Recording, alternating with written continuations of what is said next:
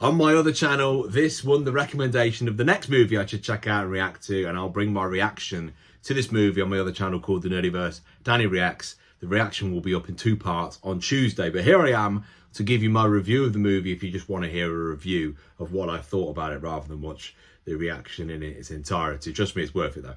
Anyway, right, so I watched Gonjiam Haunted Asylum. For those that don't know what it is, basically it's like this asylum that had some horrific past to it, and there's this horror kind of crew, I suppose a crew of people that do that go to, like, you know, buildings where they're haunted or whatever it is, and do like a broadcast there, a video there, essentially. Basically, this is the live broadcast of a horror crew that go to this haunted asylum.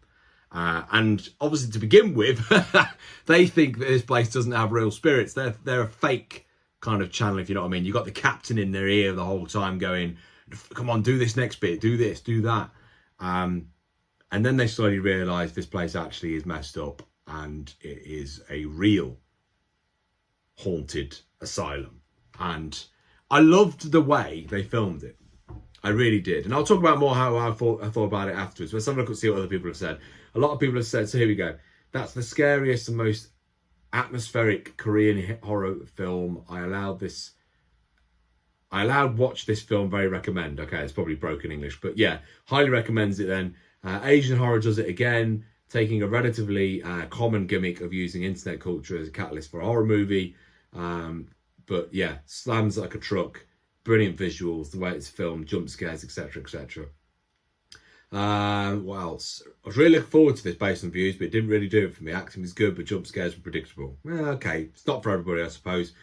Absolutely terrifying. I wouldn't say it was terrifying, but it's not far from it. Good performances, spooky location, last 30 minutes is scary enough.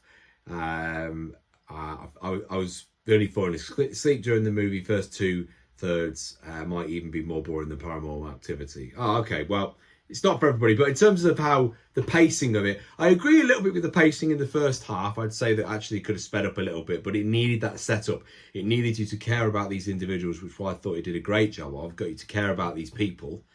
And then shit started to happen, yeah? We all know, you've all watched it if you're here, right? Yes, I'll give you spoilers as we go, but this movie did a great job of getting to care about the characters and then basically wiping them out one by one. And I love the way that they had that mental asylum piece to it, where like everybody that was being kind of taken over by whatever the hell it was, spirit, whatever it is, and basically pulled and locked into the mental asylum rooms, like putting the guy in a wheelchair and literally pulling him into the room and locking him in there, was fascinating. Even the bit where the captain's walking up and sees something happen in the window and he's actually looking at himself, which I was like, what? Still can't get my head around that bit at the moment, but I love the way they filmed it. Go back to that point I mentioned at the beginning, because it felt like it was happening to you. So if anybody that's ever played Resident Evil, the VR edition, not just Resident Evil as in playing the game, you'll notice the difference playing the VR edition where you feel like it's happening to you. And I loved the way they gave us the angles of how they filmed it. Because it did create that terrifying feeling of, oh my God, what's going to happen? What camera angle are we getting next? You know, you're looking out for things about to happen. I gave this movie a solid 8 out of 10. I think it did a great job of giving us jump scares, but relevant jump scares, not cheap ones. Didn't need to give us the cheap ones where something falls over or whatever. They did relevant ones and didn't do it too often, which was good. And I liked the idea of this room 402, that like you just couldn't leave it. Once you were in it, you couldn't leave it. Even the whole building though, once you were in there, you couldn't leave. And I wonder if it was the doll was the start point. They touched the doll and then that was it. It all went, that they weren't allowed to leave. Like Charlotte made a really good point, the character in this movie, that, oh, you idiot, you've messed up, you've touched the doll. We're all cursed to die now.